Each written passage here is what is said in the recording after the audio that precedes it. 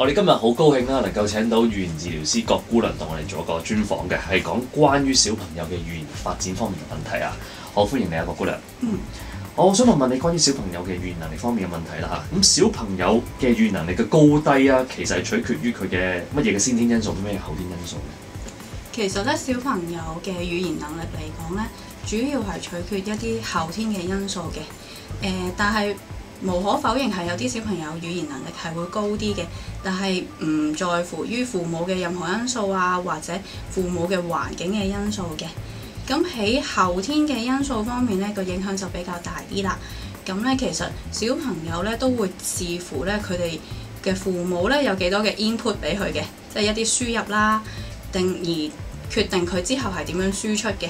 如果父母俾佢嘅良好嘅教導嘅話咧，其實佢嗰個輸出啊，佢嗰個語言發展咧就會比較正常啲啊，或者比較優越一啲㗎啦。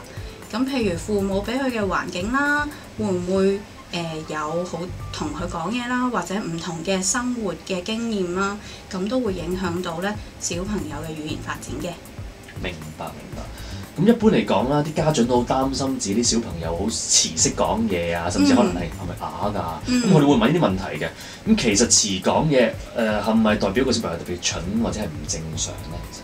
其實遲講嘢咧都係好多因素嘅，同管教啦，同埋環境因素係嗰一樣同遲講嘢咧，同呢個管教啦，同埋環境因素咧就係比較有多啲嘅關係嘅。